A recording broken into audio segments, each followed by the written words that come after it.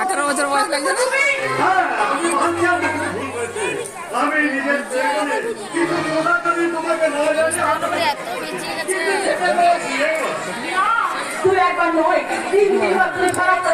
এটা কি ছোট ছোট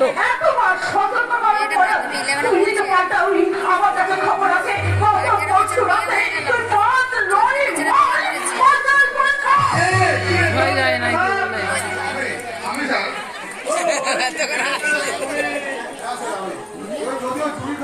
এই সেদিন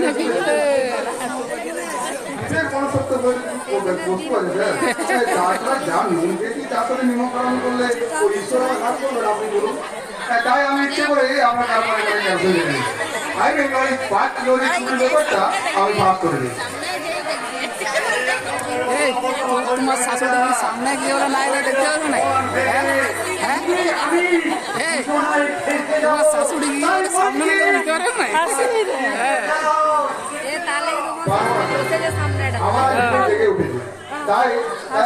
না বাই চান্স যদি কি বলে গন্ডগোল হয়ে যায় তার জন্য সামনেটা বসে যায়। আপনি মানে আপনি বলো মাসিমা, আপনি যে 15 বছর ধরে জানতেন যে আপনার স্বামী নিরুদ্দেশ হয়েছে, এটাও কিন্তু আসলে পরে দেখবে আপনার স্বামীকে খুন করা হয়েছে।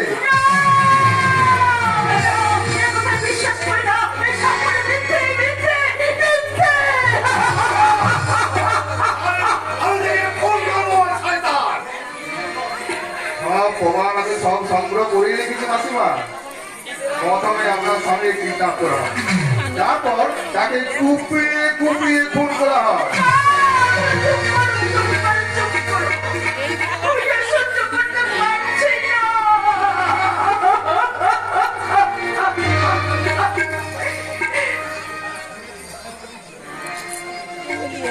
মাথা খারাপ হয়ে গেছে ম্যানেজার, ওই সব ভাগ করে তুমি আমাকে ফাঁসিতে ঢোকাতে চাও, তাই বলছি এবার এসব বন্ধ করো।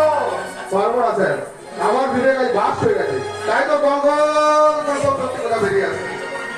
এত বড় নির্মল সত্যটাকে তোমরা এতদিন চেপে রেখেছিলে, তার দেওয়া সকাল সেতুর পরে আমি দীর্ঘ 15টা বছর তার ফিরে আসার অপেক্ষা করে করেছি। সব আশা স্ট্যান্ডটা ছিল না, যেটা স্ট্যান্ডটা ছিল ও এমন বিছানার কি বলে ঢুকিয়েছে বার করতে পারছি না। না না ছেলে শরীর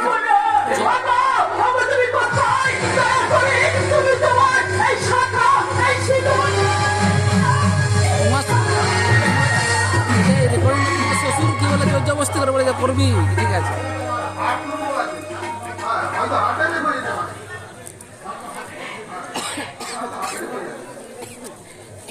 ম্যানেজার, এইবার বলো, এইবার বলো কে আমার স্বামীকে খুন করেছে?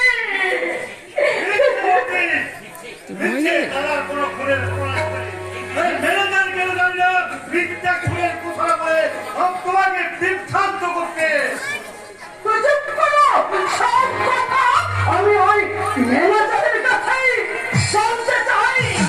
বলো কে আমার স্বামীকে খুন করেছে? আচ্ছাই খুলে কি প্রমাণ আছে তোমার কাছে? আছে মাসিমা, ফোনের পুরো ভিডিও ক্লিপ আমার কাছে আছে, কিন্তু সেটা দেখে আমি সহ্য করতে পারবেন না। মানে এত নির্মম ভাবে আপনার স্বামীকে খুন করা হয়েছে। প্রথমে জ্যান্ত অবস্থায় তার চোখ দুটো খুলে দেওয়া হয়েছে। খুব ভয় করছে না তো? তারপর ধারালো ছুরি দিয়ে তার জিভটা কেটে দেওয়া হয়েছে।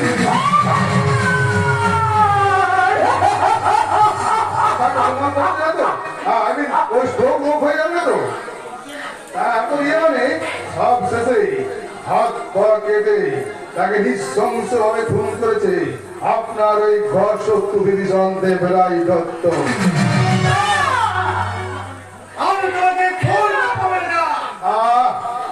থামুন না, দেখছেন না ভেঙে পড়ছে মাসিমা।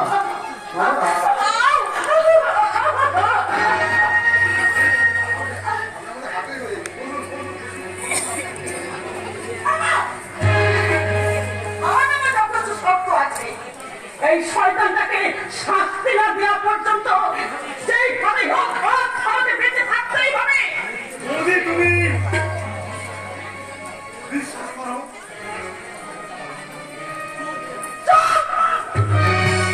তোমার সাথে কথা বলতেও আমার ঘৃণা হচ্ছে। যে মানুষটা সম্পূর্ণ নির্দ্বিধায় তার সমস্ত সম্পত্তি তোমার নামে লিখে দিয়েছে, তুমি কিনা তাকে খুন করে বসলে। আপনি তো পুলিশে দাও, কিন্তু তার আগে সেই প্রমাণটা আমার দরকার। দাও দাও, সেই প্রমাণটা আমাকে দাও, দাও সেই প্রমাণটা আমাকে দাও।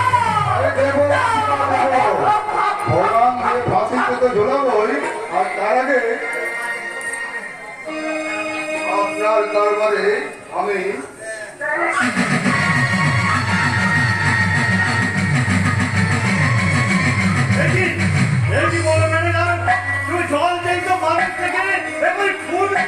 হ্যাঁ বললাম, ওকে খুন না করলে আপনার আমার দুজনের কোমরে দড়ি পড়ে যেত স্যার। তাই তো বাধ্য হয়ে হাতে চালালাম।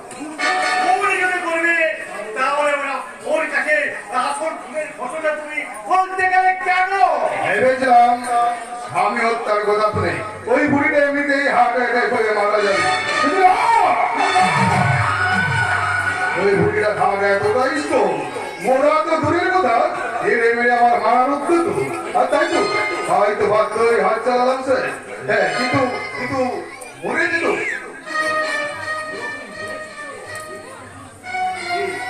কি স্যার, তুমি তো আমি জীবিত আছি, তুমি সাপ করছি।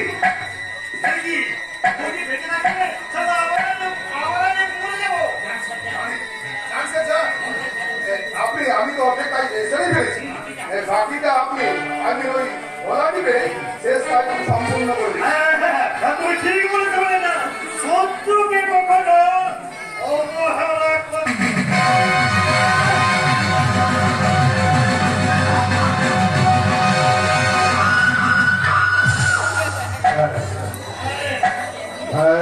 সেই খবরটাই হবে আপনার কারণে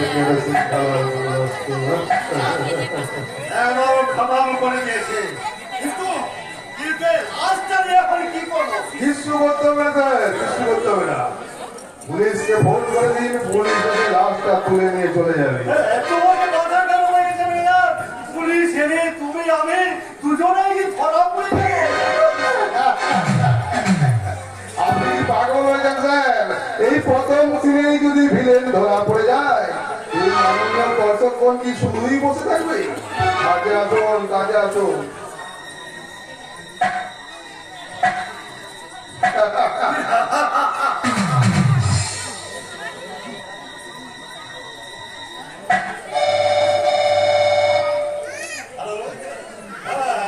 আমি ঘটনা বলছি, স্যার আমাদের বাড়িতে একটা ভুল হয়ে গেছে স্যার, আপনি তাড়াতাড়ি আসুন।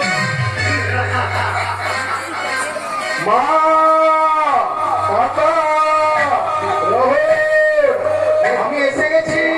চলুন স্যার, চলুন, আমরা কেটে বলি। মাননীয় দর্শকবৃন্দ, নাটকের পরবর্তী অংশ বিরতি।